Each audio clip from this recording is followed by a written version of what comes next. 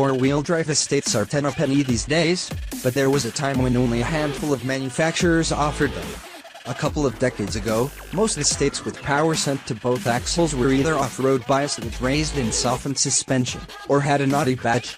Subaru has had plenty of success globally as a result and still is doing so, with 965,000 all-wheel drive cars shifted last year. The Legacy was one of the cars that upheld that tradition for years before this model, the Levorg replaced it in 2015. We're driving the lightly revised 2017 version to see if the 4WD estate is still a Subaru specialty. Sales of the Levorg have been decidedly modest in Britain, but Subaru obviously thinks it nailed the recipe first time around because the 2017 model year updates aren't exactly extensive. Apart from minor fettling so inconsequential that Subaru didn't think it was worth detailing, the powertrain, suspension and chassis are unchanged.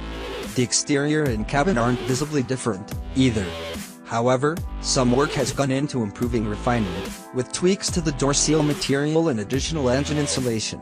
Subaru has also brought in its Eyesight driver assistance system, a dual-camera setup mounted high-end windscreen that engineers claim is more advanced than rival systems. It brings along safety features such as pre-collision braking, adaptive cruise control and lane keep assist. On the road, you would be hard-pushed to notice any difference. But that's the idea. The Eyesight System goes about its business unobtrusively, only once flashing up an alert on the dash to warn of an obstacle on our test route. Similarly, you'd struggle to hear a reduction of noise in the cabin unless you drove it back-to-back with the 2016 Levorg. To all intents and purposes this is the same car, but an interesting one nonetheless. Despite its proud bonnet scoop promising a return of impressive-like aggression to Subaru, the Levorg is a car that majors on smoothness. The 1.6-liter turbo petrol engine has made it solely to a CVT gearbox that gives a passable impression of physical gears with stepped, full-throttle changes, but it's at its best when taking it easy, because its lack of fixed ratios reduces jerkiness. It's not particularly noisy for a CVT, though what little you can hear is a merely dull drone and distant whine.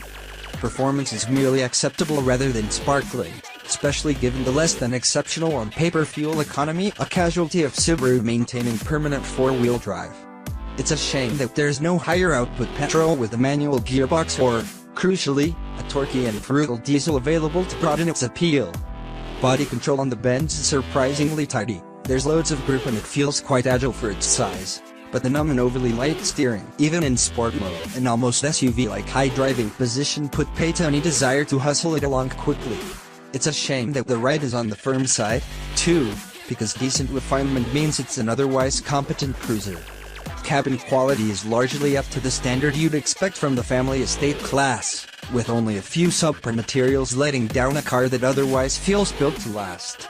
Standard kit is as generous, and so it should be, given the £30 K-list price. If you can live without four-wheel drive, there are a number of more rounded large petrol estates on the market for less.